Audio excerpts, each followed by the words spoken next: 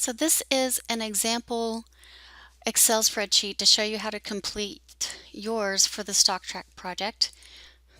This data over here, just keep in mind that this is example data, so this is 2009 information and not 2016.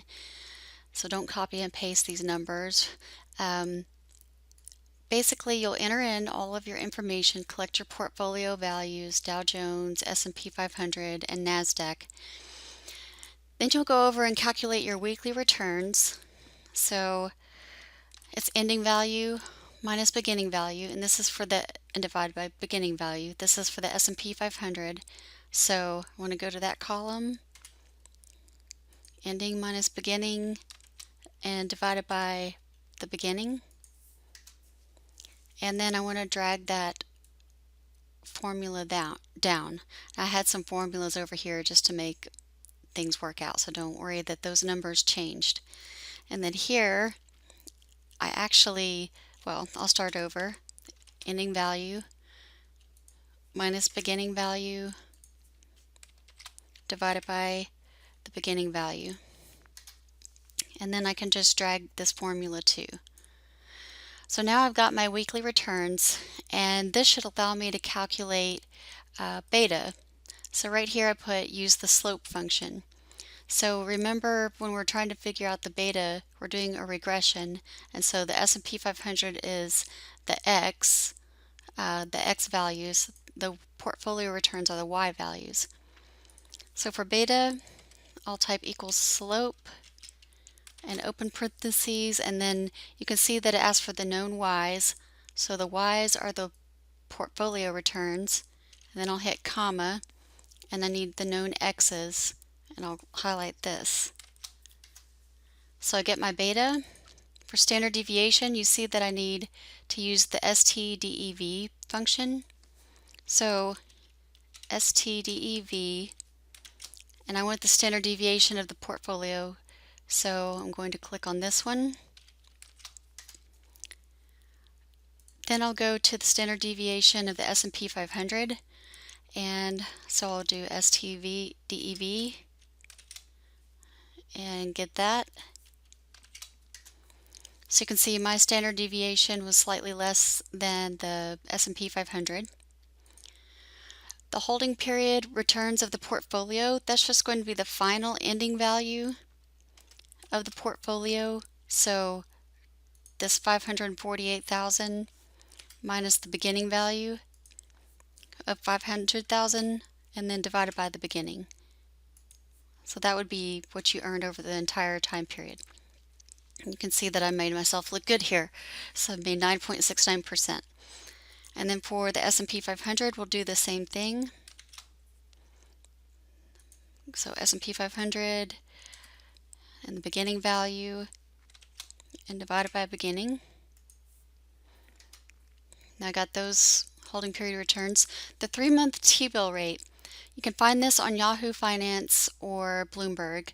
Let's see if I've got Bloomberg up here. So actually I went to Bloomberg. Let me just start over. Well, sorry, I got a email. Okay. Okay, so Bloomberg.com. And then when everything showed up, go to fixed income.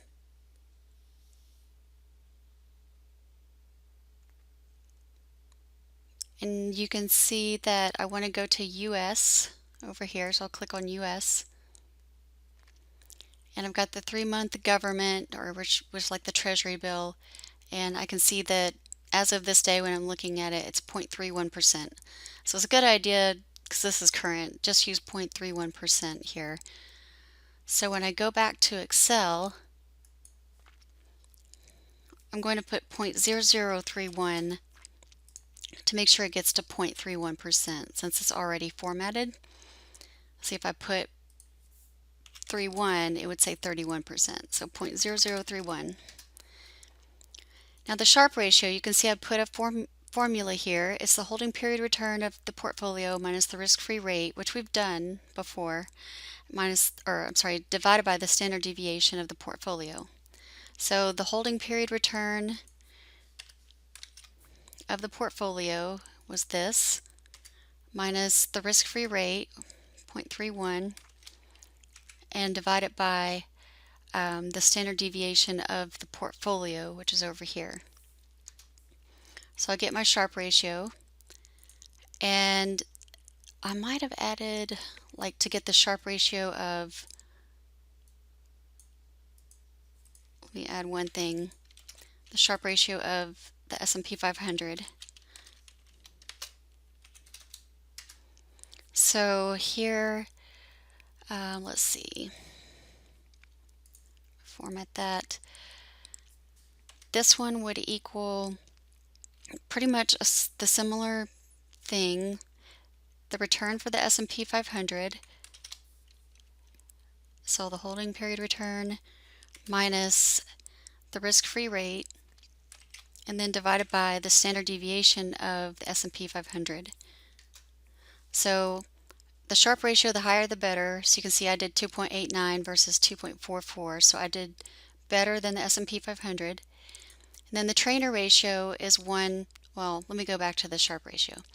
The Sharpe ratio tells you how well you did in terms of total risk, as if you were just going to pick, this one portfolio was all you had to invest in.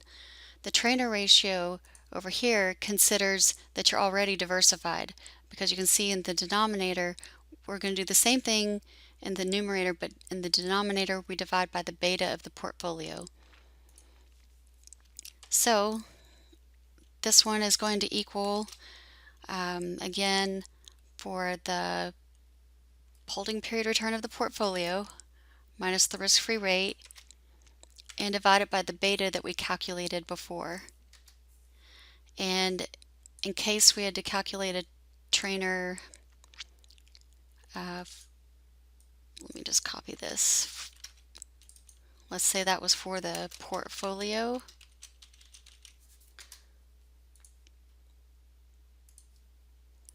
And this is going to be for the S&P 500.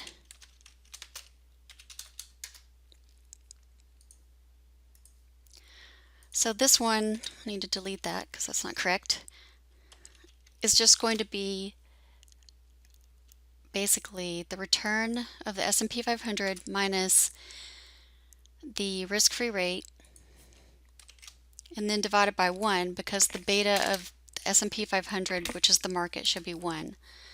So in the Treynor, the higher the number the better, and so I got 0.13, which is higher than 0.09. And then Jensen's alpha is the last thing to calculate, and you can really only do this for the portfolio. So all we need is the holding period of return of the portfolio minus what the CAPM would predict as the required return for the portfolio. So I will say equals and the holding period return of the portfolio, and then minus, open parentheses, the CAPM is the risk-free rate plus beta times the return on the market, which is going to be the holding period return of the S&P 500 minus the risk-free rate. And then I'll need to put another parentheses to close that. So Jensen's alpha, if you get a negative alpha, that means you did worse overall than the market. If you get a positive Jensen's alpha, that's good news. You did well. The higher that number, the better.